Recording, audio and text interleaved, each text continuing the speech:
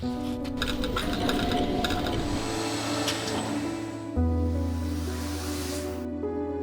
to do for this coming collection is trying to incorporate lingerie design, but I think pretty classic feminine sort of pieces, monochromatic black and white, but using men's to make it.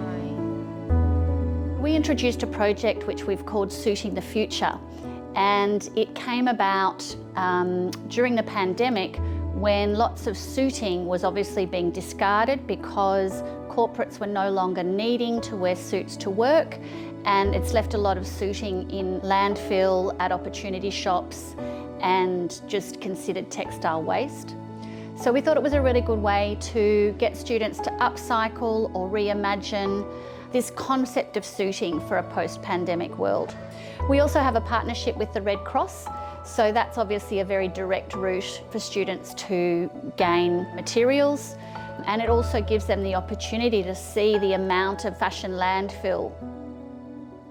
The students have to design a minimum of 9 pieces, and then from that the students must construct a jacket or a coat and have 2 complementary items that go with that. So it's a 3 to 4 piece look, of which zero waste pattern making has to be used in one of the looks, upcycling and reconstructing has to be used, and also end of roll or textile resource has to be used as well.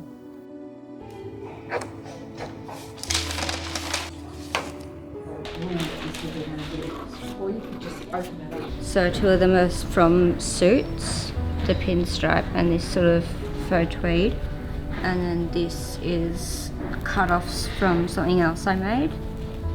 All of my blacks are just slightly different tones. Yeah, you're just gonna have Really annoying.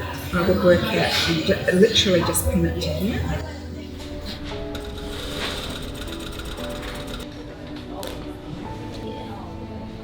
I didn't realise that, you know, inside the jacket there's like a facing and a shoulder pad and a lot of hand stitching as well. I didn't realise that it was so labour intensive to produce a jacket like that. And, you know, once you start actually looking at other jackets, you go, oh my God, wow, it's this and this and this, and you can see all the things that had to go into that jacket. I wanted to bring back some materials I had kind of started to use for a different brief, which was to reuse some high-vis materials.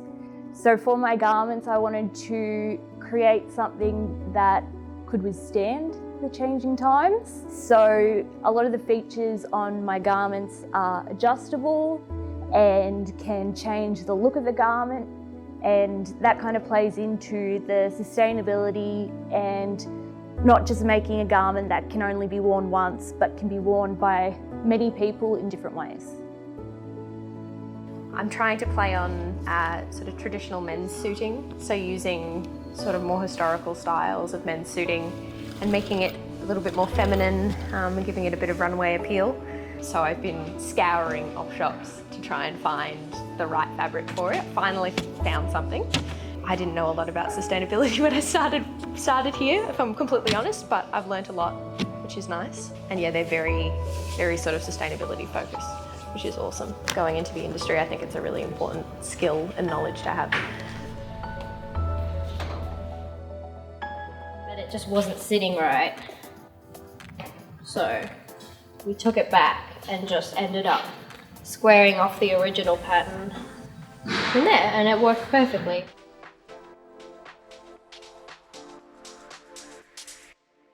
I learned more about the zero waste pattern and sustainability. We can use sustainability every day in fashion design.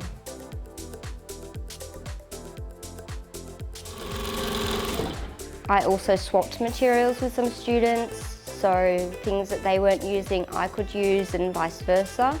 So it was a real kind of swap market and op shopping and really getting into the spirit of the project, which was taking something discarded and making it something different again. Here at Kangan, we're very lucky to have some amazing facilities. We have industrial irons, industrial block fuses, industrial sewing machines, overlockers, as well as the wealth of knowledge from our teachers and staff. And that is amazing. They're all people who have worked in industry and maybe still are, who have relevant and up-to-date knowledge of what is happening in the world around us, which is invaluable and really prepares us for industry.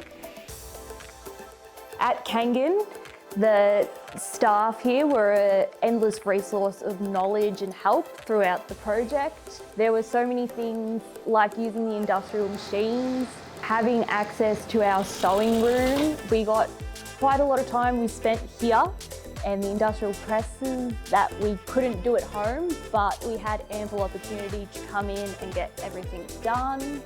Learning new skills like using zero waste.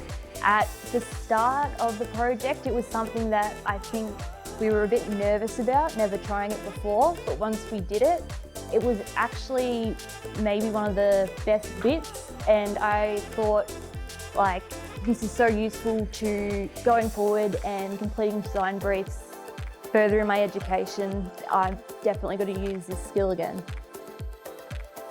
I think the value of sustainability currently is obviously at the forefront, and it's something that employers are looking for more and more. And so I guess that has changed from when we started. It was very, I guess, a little bit more edgy and a little bit more of a trend that was coming. Now it is actually here.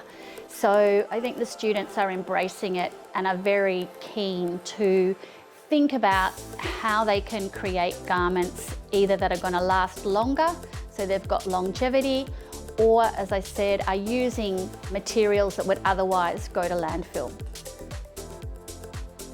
Sustainability is vast and it has to be thought about at every step of the design journey. With sustainable fashion studies and designing and upcycling, even pattern making, all of the traditional methods really have to be put to the side, and students have to be a lot more resourceful in their thinking at every level. So in a way it's more challenging, but it brings about a much more unique garment in the end and a much more unique design, because you're limited. You're not choosing the resources are choosing you.